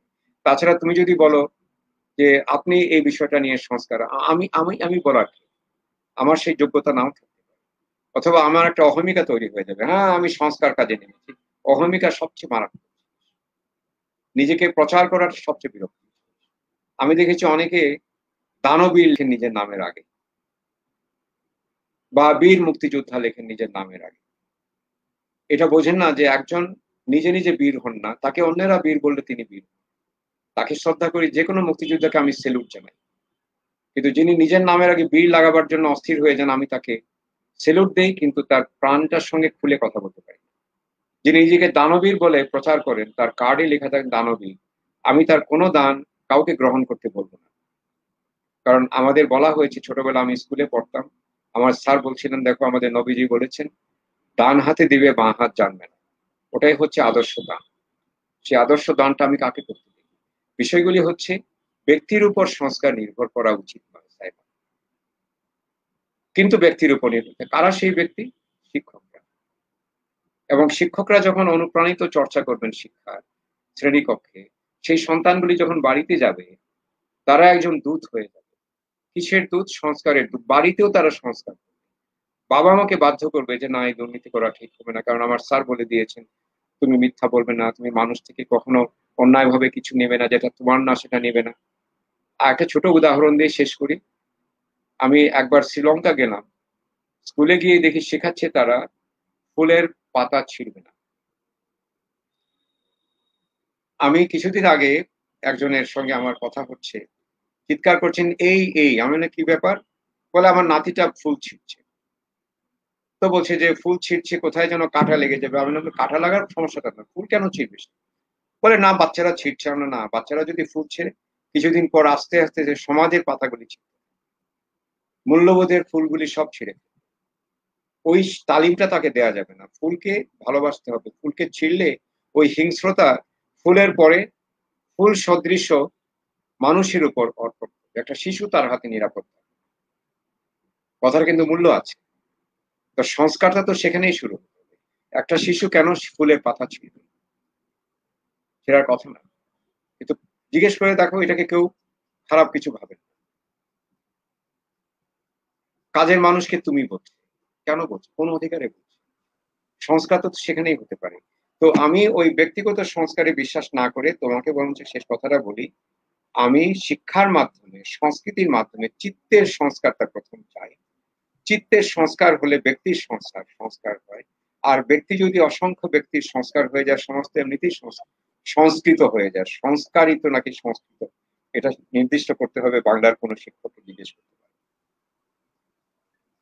ধন্যবাদ স্যার। আমরা অনেকটা শেষ পর্যায়ে চলে এসেছি।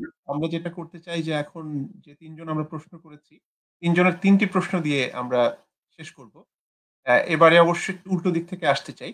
আমি সাইমাকে দিয়ে শুরু করতে চাই, তারপর মাশকাত হাসান এবং আমার শেষ প্রশ্ন দিয়ে প্রথমেই সাইমা। প্রশ্ন তো অনেক আছে। স্যারকে আসলে তার ভাবনার জগৎ সম্পর্কে জানার চিন্তা আমার অনেক। আপনি রাজনীতি করেছেন, আপনি শিক্ষকতা করেছেন, তরুণ বয়সে আপনি যেভাবে ঝাঁপিয়ে পড়েছেন বিভিন্ন আন্দোলনে, বিভিন্ন চিন্তার সম্মুখভাগে আপনাকে দেখা গেছে। এই সময় বর্তমান বাস্তবতায় সৈয়দ মনজুরুল ইসলামের ভাবনার জগৎ থেকে আমরা আসলে কোন বিষয়টিকে আলাদা করে নিতে পারি, এবং আপনি যদি বলেন যে এটি নিয়ে আরো আমাদের ভাবা উচিত, আমাদের জানা উচিত, আপনি যদি সেই তিনটি দিক নির্দেশনা আমাদের দেন, সেটি কি হবে? তুমি যে প্রশ্নটি করলে খুবই গুরুত্বপূর্ণ, এই যে সংস্কারের কথাটা বললে, আমি প্রথমে জোর দেব আমাদের শিক্ষার ভিতরে সংস্কৃতির অন্তর্ভুক্তি। একটা জিনিস খেয়াল রেখো, শিক্ষার একটা আলাদা সংস্কৃতি আছে, তাই না? শিক্ষা সংস্কৃত মানুষ তৈরি করে, শিক্ষা পরিমার্জিত মার্জিত রুচির মানুষ তৈরি করে। কাজে ওই শিক্ষার সংস্কৃতিটা যাতে আমরা নিয়ে আসি, এটি আমাদের মনে রাখতে হবে। দ্বিতীয়ত হচ্ছে, তুমি রাজনীতির কথা বললে, রাজনীতির তো প্রধান উদ্দেশ্য হচ্ছে জনকল্যাণ, মানব কল্যাণ। তো এটি খুব আদর্শিক হয়ে যায়, কিন্তু এটি যদি রাজনীতির প্রধান চিন্তা হয়, তাহলে আমি তরুণদের বলবো তোমরা রাজনীতি করো। আর যদি দেখো রাজনীতি করতে গিয়ে রাজনীতির ভিতর পলিটিক্স ঢুকে বসে আছে, তাহলে রাজনীতির প্রয়োজন। পলিটিক্স করতে আমি কাউকে বলি না, আমি রাজনীতি করতে বলি। কারণ আমরা যখন বিশ্ববিদ্যালয়ে ঢুকি, তখন আমরা মার্ক্সবাদে অনুপ্রাণিত হয়ে রাজনীতি করতে চেয়েছি। নিজেদের কারো কোনো স্বাদ আহ্লাদ ছিল না, আমরা শুধু জনগণের সেবা করতে চেয়েছি। আমার এক বন্ধু কাজী আকরাম ছাত্র ইউনিয়নের অনেক বড় নেতা ছিল, সে ক্ষেত মজুর সমিতিটা করল, গ্রামের মেয়েদেরকে একেবারে মুক্তির একটা আশ্বাস। সে মারা গেল অল্প বয়সে, এই বছর 15-20 বছর আগে সে মারা গেল, কিন্তু অসাধারণ কাজ করে গেল। আমরা যখন ছিলাম ছাত্র ইউনিয়ন যারা করতো, তারা একটা আদর্শ নিয়ে কাজ করেছে। আমরা যারা জাসদ পন্থায় নাম লেখালাম শেষের দিকে এসে, আমাদেরও চিন্তা ভাবনা সমাজতন্ত্র ছিল। তখন রাজনীতি ছিল সবার জন্য একটা অবশ্য পালনীয় কর্তব্য, কারণ কি মানুষের জন্য। ফলে যখন 74 সালে দুর্ভিক্ষের অবস্থা হলো, তাদেরকে সহায়তা দেওয়ার জন্য নিরন্ন মানুষগুলিকে বহু মানুষ চলে গেছে কাজ করতে। কিন্তু এখন যেটা হচ্ছে, এখন রাজনীতি খুব ব্যক্তি স্বার্থের জন্য মানুষ করে, ক্ষমতায় আসা যাওয়ার জন্য রাজনীতির ব্যবহার করে। এটি কিন্তু রাজনীতির প্রধান চিন্তা। জনকল্যাণটা একদম শেষ এজেন্ডা হিসেবে দেখা হয়, যেটি হচ্ছে এনি আদার ম্যাটারের মতো AOM। ইলেকশন, তুমি তো কাউন্সিলের সদস্য, এখন তোমার মিটিং এ নিশ্চয়ই এজেন্ডায় থাকে AOM অথবা AOB, any other business, any other matter. এখন জনসভাটা হচ্ছে ওই AOB এর ভিতরে অথবা মিসেলেনিয়াস এর ভিতরে। তো যদি জনসেবাটা প্রধান হয়, মানব কল্যাণটা প্রধান করো, তাহলে রাজনীতিতে নাম দেখাতে হয়। আর তৃতীয় হচ্ছে, চাকরিটা যেখানেই কিছু নীতি আদর্শ মানতে হবে। আর গরিব মানুষ, যারা অভাবী মানুষ, যারা দুর্বল, তাদের উপর যেন কোনো অত্যাচার না হয়, সেটি যদি নিশ্চিত করা যায় যে কোনো চাকরি, তাহলে সেটাই হবে একটা আদর্শ চাকরি। আমি সেই চাকরিটাই মানুষকে নিতে পারি। এর বেশি, খুব বেশি আমার বলার প্রয়োজন নেই, কারণ এগুলি আমাদের সামনে তিনটি যদি করতে পারি, আমরা অনেক দূরে এগোতে পারি। ধন্যবাদ স্যার। স্যার, আপনি আমাদের ফার্স্ট ইয়ারের প্রথম ক্লাসটাতে ব্ল্যাকবোর্ডে চক দিয়ে লিখেছিলেন এস্থেটিক্স এই শব্দটা। এটা বলা যায় যে আমাদের অনেকের চিন্তা জগতে নাড়া দিয়েছিল। এই শব্দটা আপনি কেন লিখেছিলেন স্যার? এটি অনেক পুরনো একটা গল্প। এস্থেটিক শব্দটার অর্থটা আমি অনেক পরে শিখেছি। আমি যখন স্কুলে ক্লাস 10-এ পড়ি, তখন এস্থেটিক্স আমার ধারণা ছিল এনাস্থেসিয়ার একটা রূপ। কারণ এনেস্থেসিয়ার ভিতরে ওই চেতনার বিষয়টা আছে, যে চেতনাহীন করে ফেলা মানুষকে। তা আমি একজনের সঙ্গে তর্ক করলাম, ক্লাস 10-এ পড়ি, চিন্তা করো, তর্ক করলাম যে এস্থেটিক্স হচ্ছে শরীরকে অবশ করার একটা চিন্তার নাম। সে আমাকে বললো যে গরু, সেভাবে আমাদের সঙ্গে গল্প হতো। এস্থেটিক শব্দ হচ্ছে সৌন্দর্য বিদ্যা, রবীন্দ্রনাথ যাকে বলছেন কান্তি বিদ্যা।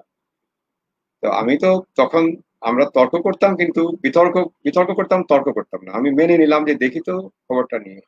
ডিকশনারি খুলে দেখে আমার গালটা লাল হয়ে গেল। তখন ভাবলাম যে আমি এস্থেটিক্স নিয়ে পড়াশোনাই করি। তো সিলেট শহরে বার্নসের নভেলের আদি সংস্করণ ছিল, তার নাম ছিল নিউজ কর্নার, জিন্দা বাজারে সেই দোকানটা ছিল, বইয়ের দোকান। যিনি মালিক ছিলেন তিনি আমাদের মতো ছেলেদেরকে, মেয়েরা তখন কেউ যেত না, ওই বসে বসে বই পড়তে দিতেন, অনুমতি দিতেন, যাতে একটাই শর্ত, বইটা নষ্ট করা যাবে না। উনি আমাকে প্রথম শিখেছেন বইয়ের স্পাইন কি জিনিস। আমি ক্লাস 8-এর সময় বলছিলেন don't bend the spine of the book. উনি আবার আমাদের সঙ্গে ইংরেজি বলতেন। তো স্পাইন হচ্ছে ওই বইয়ের যে, যাই হোক।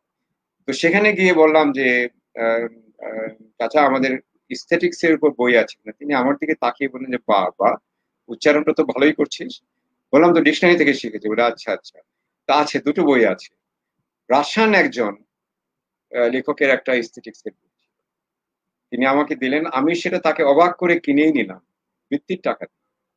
ক্লাস 10-এ পড়ি, আমার ক্লাস 8-এর থেকে আমি বৃত্তি কিছু টাকার জমা, খরচ হয়নি, সেখান থেকে কিনে ওই যে শুরু করলাম পড়তে। যতই পড়েছি আমার ততই আনন্দ পেয়েছি। তো যখন আমি বিশ্ববিদ্যালয়ে চলে এলাম, তখন চারুকলা ইনস্টিটিউটে আমার বন্ধু মারুফের একটা পরিচয় আছে। তার বাবা ছিলেন বিখ্যাত অভিনেতা ইনাম আহমেদ। তো মারুফের সঙ্গে আমার পরিচয় হলো। ভয়ানক সুদর্শন, লম্বা ছেলে, এবং তখন টেলিভিশনে খবর টবর পড়তো, একসময় জনপ্রিয় সংবাদ পাঠক। তার সঙ্গে আমার দারুণ বন্ধুত্ব হয়ে গেল। ওই চারুকলায় যাওয়া আসা শুরু করলাম। সেইভাবে আমি জয়নুল আবেদিনের ক্লাস করার জন্য অস্থির হয়ে গেলাম। তো একদিন গিয়ে সামনে দাঁড়ালেন কাচুমাচু, তিনি তো সবাইকে আপনি বলতেন, কি চান? আমি বলে এটার জন্য এত কাচুমাচু হওয়ার কি হলো? আপনি তো আর চুরি করতে আসেননি, আসুন আসুন। তো তার ক্লাসে তিনি আমাকে স্নেহ করলেন। শফিউদ্দিন স্যার একজন বিখ্যাত পেইন্টার, মাটির মানুষ, যেরকম সুদর্শন সেরকম চমৎকার শিল্পী। তার আমি স্নেহভাজন হয়ে গেলাম। ফলে আমি একটা আশকারা পেয়ে গেলাম। ওই চারুকলা ইনস্টিটিউটে ঘোরাফেরা করতে গিয়ে আমি চিত্রকলার সঙ্গে আমার সত্যিকার অর্থে ঘনিষ্ঠ পরিচয়। তখন পিটার বেলের এস্থেটিক্স আমি পড়লাম। তারপর আরো যারা যারা এস্থেটিক্স নিয়ে লেখালেখি করেছেন তাদের লেখাগুলি আমি পড়লাম। পরে আমার এস্থেটিক্স নিয়ে ধারণা হলো তিনটি। প্রথমত, সৌন্দর্য জ্ঞান মানুষকে নীতি জ্ঞানে নিয়ে যায়। সৌন্দর্য যখন আমি জানি, তখন সুন্দরকে যদি জানি, অসুন্দরকে গ্রহণ করতে পারি। তখন অসুন্দর একটা অ্যাবসেন্স হিসেবে দেখা দিবে, সুন্দরের বিকল্প নয়, সুন্দরকে বাধাগ্রস্ত করে। এই অসুন্দরকে বোঝার জন্য সৌন্দর্যের প্রয়োজন। আর তৃতীয় হচ্ছে, তুমি যদি সব কাজে তোমার সৌন্দর্যের বিষয়টি নিয়ে আসো, তাহলে তোমার সাহিত্য পাঠে যেরকম আনন্দের হবে, তোমার অর্থনীতি পাঠেও সেরকম আনন্দের হবে। কারণ তখন তুমি অর্থনীতির ছাত্র হিসেবে এমন অর্থনীতির তালাশ করবে যে অর্থনীতি মানুষের উপকারে যায়। সৌন্দর্য ওখানে লুকায়িত। আমি যাক দেখতাম, তোমরা সবাই এসছো অস্থির চিত্ত, তোমরা ক্লাসে এসে বসছো, আমি তোমাদেরকে একটা ধাঁধার মুখে ফেলে দিতাম। আমি জানতাম যে আমার মতো ওই আমার নিউজ কর্নারে গিয়ে খুঁজে বই কেনার মতো তোমরা এস্থেটিক্স নিয়ে পড়বে, আর নিজেরা যত পড়বে তোমাদের পড়াশোনাটা কত সমৃদ্ধ হবে। I set you in a wild goose chase, কিন্তু ওয়াইল্ড গুজ চেজটা খুব সহজেই একটা সংকীর্ণ ধাঁধার ভিতর চলে আসছে তোমাদের। তোমরা এস্থেটিক্স এর চর্চা করছো, তোমাদের এখন স্বীকার করো তোমার জীবন আচরণে এস্থেটিক্স এর প্রভাব পড়েছে। আমি তোমাদের প্রত্যেকের দিকে তাকিয়ে বলতে পারি, তোমাদের ব্যবহার, তোমাদের চিন্তা সবই আদর্শে। আমাদের সঙ্গে আমার সঙ্গে তোমাদের অনেক আড্ডা হয়েছে, তাই না? আমাদের অনেক রকমের হাসি ঠাট্টা, অনেক কিছু, তোমাদের অনেক চিন্তায় আমি অংশ নিয়েছি, তোমাদের অনেক বিষয় আমার জানা আছে। কিন্তু আমি কখনো বলবো না একটা রেখাটা তোমরা অতিক্রম করেছো। ওই যে একটা পরিমিতি বোধ, যে কোথায় আমার পাটা ফেললে এটা ভুল পা ফেলা হবে, when do I cross the red line, ওটা আমার জানতে হবে। ওই পরিমিতি বোধটা এস্থেটিক তোমাকে শিখিয়ে দিয়েছে। এই জন্য তোমার সমস্ত জীবনের জন্য এটা উপকারী হয়েছে। সাইমা তো চলে গেছে রাজনীতিতে, সে জানে যে রাজনীতি হচ্ছে পরিমিতি বোধের জায়গা। আমাদের দেশের দিকে তাকিয়ে লাভ নেই। আমাদের এখানে অপরিমিত যা তার জায়গা হচ্ছে রাজনীতি, কিন্তু সে যেখানে গিয়েছে সেখানে রাজনীতিটা হচ্ছে পরিমিতি বোধের জায়গা। কতখানি বলতে হবে, কাকে বলতে হবে। আমাদের দেশে যখন রাজনৈতিক বক্তৃতা হয় তখন মঞ্চে উপবিষ্ট সবার নাম বলে, আবার সামনে বসে বসে আছেন তাদের নামও বলতে হয়। এই মাত্র ঢুকলেন আমাদের বুলবুল ভাই জনপ্রিয়, এই গেল আর তার 15 মিনিট। পরিমিতি বোধ কোথায় ছিল? অথচ সাইমা যখন বলবে, হয়তো সে মন্ত্রী গিয়েছে, honorary chancellor of the Exchequer, nice to have you sir, she will be nice to see you Saima, what are you talking about, সে তখন কথা বলতে শুরু করবে। 5 মিনিটে তাকে সব বুঝিয়ে দেবে। স্থেটিক্স না জানলে ওই পরিমিতি বোধের সন্ধান পাওয়া যায় না। তোমরা সেটা পেয়েছো, আমি খুব আনন্দিত। আমার একটা সত্যিকার অর্থে বলতে, এটা ঝড়ে বক মারার মতো, এটা আমার নিজস্ব কোনো উদ্ভাবন না। ওই আমার ছোটবেলার যে ঘটনাটা ঘটেছিল তার থেকে আমি শিক্ষা নিয়ে ভাবলাম যে উপকারটা আমি পেয়েছি সেই উপকারটা আমার ছাত্রদেরকে আমি দেই না কেন। এবং যারা পেয়েছে তাদের আমি, সাফিউল্লাহ নামে একটা ছেলে আমার ছাত্র, সে নেত্রকোনা শেখ হাসিনা বিশ্ববিদ্যালয়ে পড়ায়, অসাধারণ সুন্দর গল্প লিখে, কিন্তু নিজের গল্প নিয়ে সে খুব মজা করে। তার একটা গল্পের না বইয়ের না উপন্যাসের বইয়ের নাম হচ্ছে নরকে যেদিন বৃষ্টি হবে, সেটা আবার আমাকে উৎসর্গ করেছে, আমাকে জানাইও নি। তো সে আবার বলে কি সুন্দর যে আমি আমার বইয়ের একটা একক প্রদর্শনী করব, যেখানে যে বই কিনবেন 10 গুণ দামে বই কিনবেন। এই যে একটা মজা করা নিজেকে নিয়ে, নিজের কাজকে নিয়ে, এটা একটা পরিমিতি। সে কিন্তু বড় গলায় বলতে পারতো যে আমার বই ইত্যাদি, সে কিন্তু এগুলি কিছু বলে না, ঠাট্টা করে। তো মজাটা ওইখানে যে তুমি যখন ঠাট্টা করছো তুমি অনেক কিছু জানছো, কিন্তু স্থেটিক্স এর একটা বিষয় হচ্ছে নিজের দিকে তাকানো, আপন দর্পণে নিজেকে দেখা। হাসান রাজা দেখুন দেখেছিলেন না, আয়নার বাইরে সাইয়া দেখি পাকনা চুল আমার, মানে জীবনের দর্শনগুলি পরিপক্কতা পায় যখন তুমি নিজের দিকে তাকাবে, রূপ দেখে, আপনার রূপ দেখিলাম। তো আপনার রূপ দেখাটা হচ্ছে সবচেয়ে আনন্দের এবং সবচেয়ে সংকুচিত হওয়ার বিষয়। যতই তুমি দেখবে যে বুলবুল যখন দেখবে আমি বিখ্যাত হয়ে গেছি, তখন নিজের আয়নায় যখন দেখবে বলছে আমি তো সেই বুলবুল রয়ে গেছি, ভাই আমার এত বেড়ে ওঠা উচিত না। প্রশংসা মানুষ করবে, কিন্তু আমাকে গ্রহণ করতে হবে এইটুকু। প্রশংসা এক চিমটে গ্রহণ করবে, নিন্দাটা সমস্তটা গ্রহণ করবে। এটা এস্থেটিক্স এর আরেকটা বিষয়। তো এস্থেটিক্স তো একটা শুধু বিষয়ের নাম না, একটা জীবন চর্চার নামও বলে। সেই জন্য আমি বলছি এটা আমাদের শেষ কথা কাজ। শেষ প্রশ্ন না, আমার একটা প্রশ্ন ছিল, এটা দিয়ে শেষ করি আমরা। আজকে অনুষ্ঠানটি শেষ করতে চাই। আপনি দীর্ঘদিন সাহিত্য পড়িয়েছেন, সাহিত্য রচনা করেছেন এবং সাহিত্য নিয়ে পড়াশোনা করেছেন, মানে ছাত্র হিসেবে যখন তার আগে এরকম কি হয়েছে যে কোনো একজন লেখক বা কোনো একজন সাহিত্যিক আপনাকে প্রবলভাবে অনুপ্রাণিত করেছে, বা একাধিক সাহিত্যিক হতে পারে, এবং যখন আপনি সাহিত্যের ভেতরে একদম নিবিষ্ট হয়ে গেলেন, আপনার নিজের লেখালেখির ভেতরে এরকম কি খুব প্রফাউন্ড কোনো লিটারেরি পারসন বা পার্সোনালিটি, তাদের ইনফ্লুয়েন্স কি আছে কিনা, খুঁজে পাওয়া যায় কি? এটা কঠিন প্রশ্ন। তোমরা সবাই অনেকগুলি বই পড়েছো, এক এক সময় এক একজন লেখককে তোমার ভালো লেগেছে, তাই তো? এটা ভালো লাগাটা কিন্তু নিরন্তর, এটা শেষ হয় না। এখনো আমার হয়তো একজন তরুণীর লেখা পড়ে খুবই ভালো লাগতো। একজন আমি বই পড়ছি, অসাধারণ বই, আমি খুব মন দিয়ে পড়ছি কিছুদিন, হারুকামি আমার খুবই ভালো লাগতো, মুরাকো হারুকামি। সেবাল্ডের আমি ভক্ত হয়ে গেলাম। দেখলাম আমার এক ছাত্র মাসরুর আরিফিন, সেও দেখলাম সেবাল্ডের, সেই কিন্তু আমাকে বললো স্যার আপনি সেবাল্ডে পড়েন। আমি পড়েছি, তো তার সঙ্গে সঙ্গে আমিও পড়লাম, দুজনে খুব অনুপ্রাণিত হলাম। তারপর সেবাল্ড থেকে আমি একসময় বেরিয়ে গেলাম, পিঞ্চনের দ্বারস্থ হলাম, এভাবে কিন্তু চলছে। এটা একটা মজার জিনিস, একটা রিলে রেসের, একজন থেকে আরেকজনে যায়। আমি যখন লিখি তখন আমার দুজন মানুষ আমাকে প্রভাবিত করেছে। একজন হচ্ছেন আমার গল্প বলার যিনি প্রথমে হাতে করে দিয়েছিলেন, আমার হাবিব ভাই, আমাদের বাসায় কাজ করতেন, সুনামগঞ্জের মানুষ, দুর্দান্ত হাসান রাজা গান গাইতে পারতেন। উনি গল্প বলতেন, গানও গাইতেন, সবই করতেন, মানে দুর্দান্ত একটা, মানে বিভিন্ন সত্তাকে ধারণ করে এক ব্যক্তি। আমি যখন গল্প লিখি তখন ওই হাবিব ভাইয়ের গল্প বলার ধরনটা আমার খুব ভালো লাগে, সবকিছু মিলে মিশে আনন্দের সঙ্গে তিনি পরিবেশ।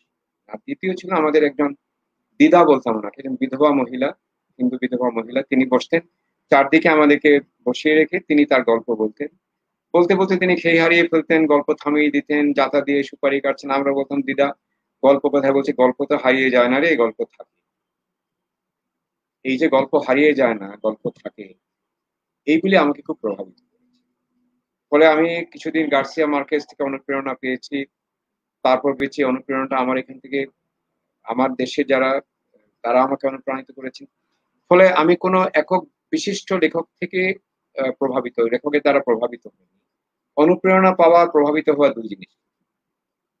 শেষ পর্যন্ত আমি দেখেছি আমার গল্পের ভিতর যে জগৎটা, সেটি আমার নিছক আমারই জগৎ। তাতে কারো কারো ছায়া পড়েছে, ছায়াটা কিছুক্ষণ থেকে আবার মিলিয়ে গেছে, কারো ছায়াটা কিছুক্ষণ দীর্ঘ হয়েছে কিন্তু মিলিয়ে গেছে। এটি আমি মনে করি হওয়া উচিত। কারো ছায়া দীর্ঘস্থায়ী হওয়া উচিত নয়, তাহলে তোমার কায়াটা হারিয়ে যায়। এটি আমি হতে দেব না। আমি আমার মতো করে গল্প লিখছি। আমার মনে হয় যে আমার অনেকের অনুপ্রেরণা পেয়েছি, কিন্তু কারো বিশেষ কোনো প্রভাব আমার গল্প দিতে পারবে।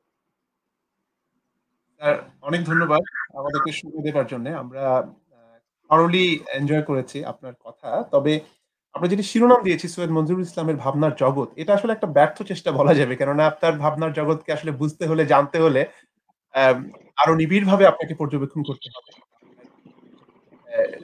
না, এটা কিন্তু যে কোনো ক্ষেত্রে, যে কোনো মানুষের ক্ষেত্রে হয়। আমি মাসকাত আহসানের ভাবনার জগৎ 1 ঘন্টার আলাপে তার একটা ভগ্নাংশের সন্ধান পাবো। নিশ্চয়ই। কারণ যখন আমার সঙ্গে কথা বলতে বলতে তার জগৎটা কিন্তু পাল্টাচ্ছে। এটা হচ্ছে একটা সাংঘাতিক একটা আবহাওয়ার জগৎ। তোমার ইংল্যান্ডের আবহাওয়া কি? এই আবহাওয়াটা অনেক বেশি পরিবর্তনশীল। কাজে ভাবনার জগৎটা অনেক বিস্তৃত তো প্রত্যেক মানুষেরই। একজন, এই যে গ্রামসি এই জন্যই তো বলছেন যে সবচেয়ে সাধারণ বলে যাকে তুমি অবজ্ঞা করো, he is also N intellectual.